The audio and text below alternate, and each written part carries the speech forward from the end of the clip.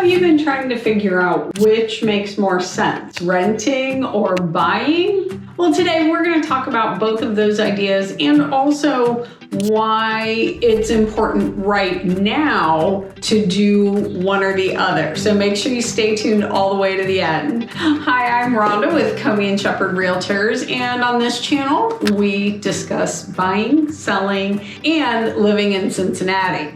Owning a home. I'm sure that you've heard that it is a good decision. Financially, it makes you appear more solid. Sometimes, I've even heard growing up that it would help me get a job because I looked like I was a responsible adult. That remains to be seen. But I do think it's important that some people place that much value on home ownership that it could actually sway someone when you are looking for a job. It also gives you the freedom to make changes to the property. If you've ever wanted a specific color front door, or maybe you wanted to plant things in the yard. Now, this is considering that the HOA, if there's an HOA, says it's okay, but again, you have more options as a homeowner than as a renter. The other thing is it does provide stability, and that is one of those things that, yes,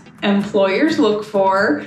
Credit worthiness, when you go to apply for credit. As a homeowner, if you are continuing to make those payments, that is one of the things that financial institutions may use to decide if they're going to offer you a business loan, and just a myriad of other things that it can affect. So lots of good reasons to own your own home, but what are kind of the downsides of home ownership? So versus renting, you have a lot of high upfront costs. So you're going to need to make a down payment. In this market, you're probably going to also need closing costs. You've got to pay your insurance a year, in advance. You're going to have to put money down for taxes to go into that escrow account so that the bank can pay the taxes when they come due. You also are responsible for maintenance and repairs. So unless you are in a condo where the exterior is maintained by the HOA,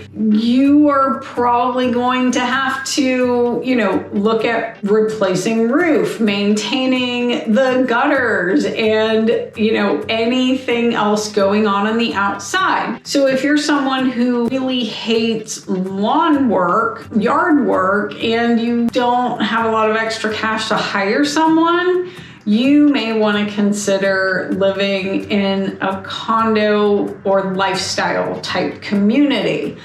Again, it's something that you can hire out, but it is your responsibility. So keep that in mind when you're thinking about buying. Lastly, somewhat limited flexibility when you are looking at moving quickly. Now, again, in our current market, it may happen that you could turn around and sell it very quickly. It could happen that you could sell your house rather quickly, even if you just purchased it. But obviously, if you can stay in the home 3 to 5 years, you are going to do a lot better as far as having more equity, getting a return on those closing costs that you paid for, and other things that you've done in the home since you've been there.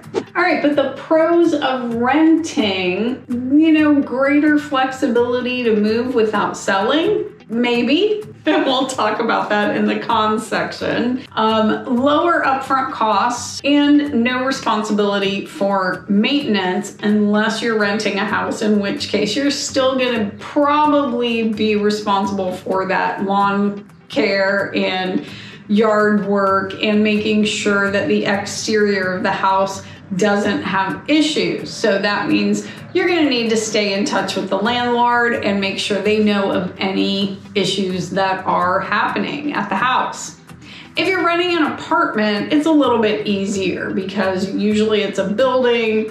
it's multiple stories high, and unless there's a roof leak or something major that pops up, they have maintenance people who are checking things all the time. As a renter, generally, there are just fewer things you have to be responsible for. So you'll have your rent payment, possibly some utilities. But beyond that, you aren't paying taxes, you aren't paying a mortgage payment, you will pay a renter's policy, I hope. Again, no maintenance or very little maintenance to be dealt with. So just fewer out-of-pocket expenses month after month. Now, if we look at the cons of renting, you really don't have any opportunity to build like long-term investment. So people, when they purchase, kind of use that house as a savings account. So instead of putting money in the bank, they just continue to pay down that mortgage.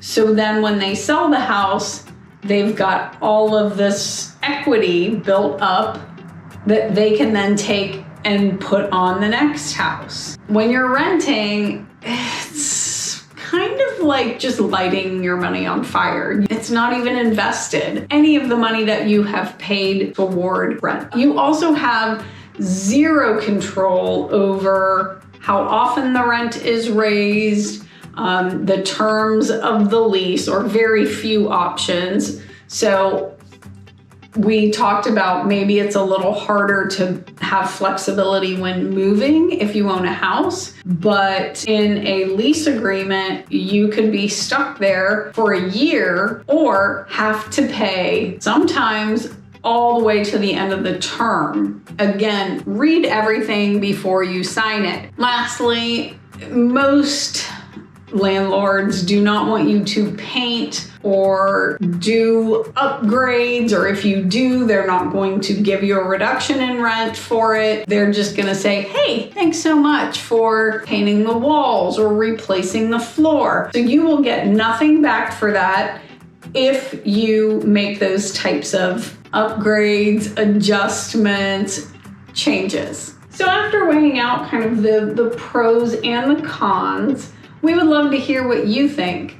I know that myself, I'm always going to own versus rent when I can, but it really does come down to your long-term goals. And it could be that renting is just for a period of time so that you can get out of a home to then find a new place, to build, to get on to your next dream or goal.